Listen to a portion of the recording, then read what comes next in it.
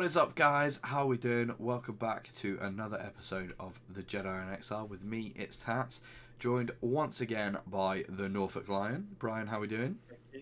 Yeah, really good, thank you. How are you? Yeah, not too bad, Tat. Very, very excited because we got a gameplay trailer for Lego The Skywalker Saga a couple weeks back that we did a reaction to. You guys absolutely loved that video, showed it tons of support, so we're here again reacting to another video. So today we're going to be reacting to Lego Star Wars The Skywalker Saga behind the scenes. So we're going to get a few more glimpses of what is to come, along with some commentary and some extra kind of information from kind of some of the devs and some of the people that have been working on the project. So without further ado, let's get right into it. Yeah, let's get down to business. To defeat the Huns.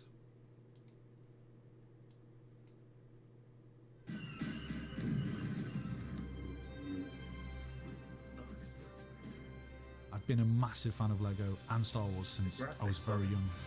There's Yeah, the lightsabers, graphics there's look insane, spaceships, man. there's weird aliens. Yes, It's just a Max privilege to Rebo. be able to work on the game. It's just a franchise that spans all generations. Very true. I'm gonna make the jump to light speed. I like that there's going to be voices on this one. Yeah. As soon as we started talking about doing a new Lego Star Wars game, the ambition swelled because as fans, we love all the movies, and to have the opportunity to tell the whole saga from episode 1 all the way through to episode 9, we knew we had to take it further than we'd ever been. So this is probably a really good time to pause it.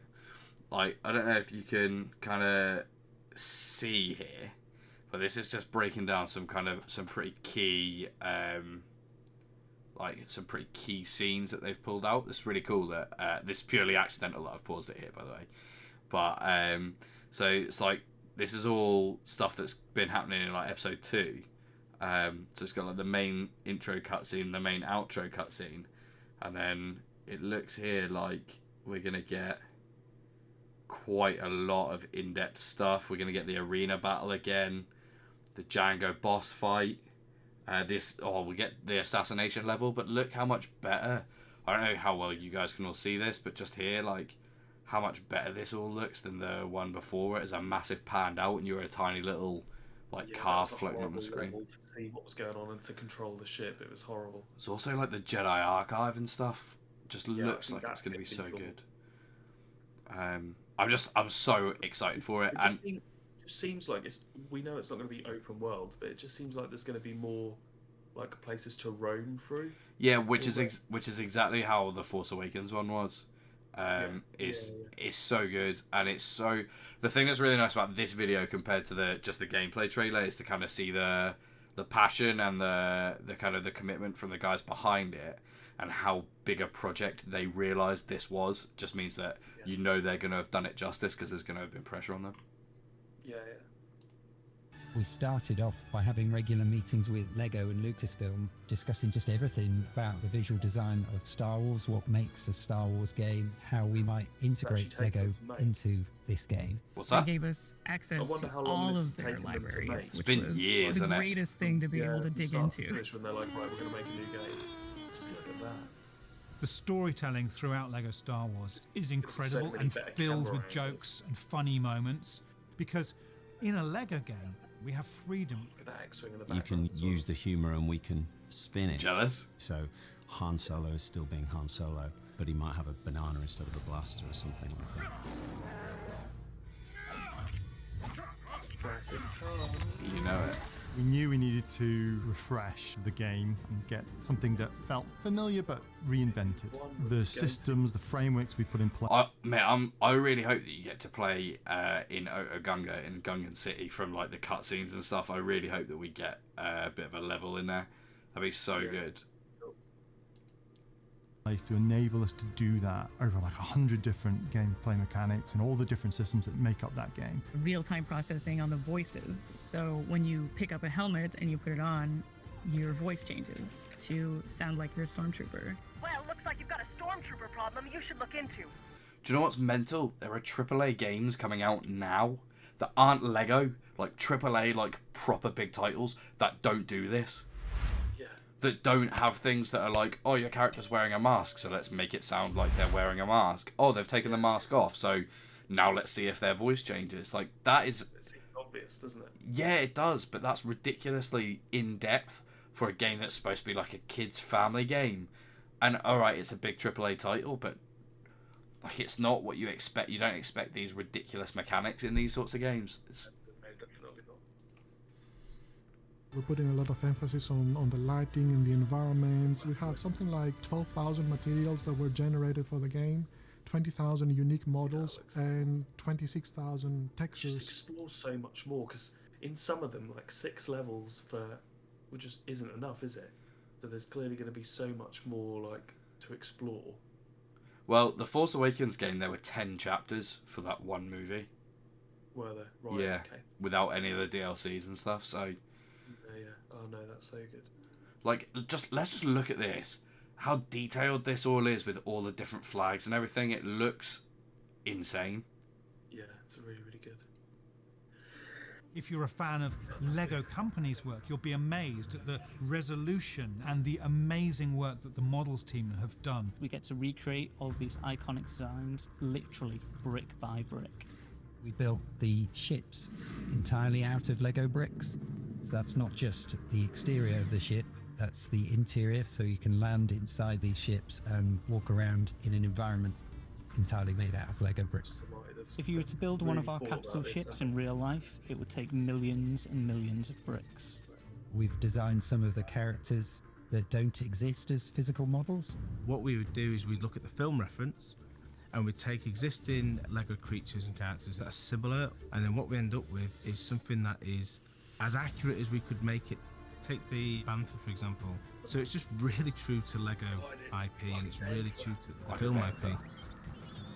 I'm just going out there now and saying this is insane. So not only do these guys get to actually sit and like play with normal Lego, but they then get to essentially go, right, let's create that in the game. And rather than it being a case of, like they said, oh, just build in like a shape and then just slamming some Lego on the outside so it looks Lego-y, like actually build brick by brick, like in a computer generated environment. All I'm going to say is I have no CGI expertise whatsoever, but Lego or the Lego Star Wars team, if you make another game, right here, pull me in, I'll do it, I'll work for free, pull me in. That's mental. We wanted an evolution, I suppose. So what we've done is try to keep what's familiar, but really add something a bit more modern in, a bit more fresher. One of the things we've done in this game is we've gone for a We're getting out of third-person Gunga. camera. We're getting out of Gunga. With the blaster combat in the game, we really wanted to make it feel more visceral. Now when you use the blaster combat, we bring the camera down, we get into this like third person perspective, and it just really makes you feel like more in the action, which is pretty great. Using the Force is a huge part of the game. The Jedi... It's not just one shot and people are dead. Yeah, that's what again, it's like the Force Awakens. It's like they've taken what worked well in the Force Awakens and the original stuff and like developed on it. I also just love the fact that they've tried to take this from being like a top, like it's the original game wasn't top down, but you were really removed from it all and kind of looking at small figures. I really like that they've taken it and actually kind of put you in it. It feels more like a game that's not just for kids and family, like it could be for gamers. It's kind of bridging that gap between a family game and kind of third-person shooters and sort of games that are a little bit more serious. Yeah, definitely. See if they all have this force power where they can literally pick objects off the floor and fling them about. We really took advantage of that force power that we haven't done in previous games. I like that they can throw things into people. You can fly into space and there's like just interactions that'll happen. Giant ships like a Star Destroyer coming in. You can try and fight it and you can defeat it and you can capture it and take it over. I think when we're making these games, we think about the fans a lot. So there's a few Easter eggs in this game, some stuff that we're really excited to get in. You can switch all the weapons so that it's mouth noises. So you can be like, zhuang zhuang, woo woo, pew pew. And of course, you might have a little thing called mumble mode. So mumble mode is basically how the old Star Wars games were. We had to rely on animation, expression, and these sort of mumbles that mimicked the speech. It goes. Huh? Rada.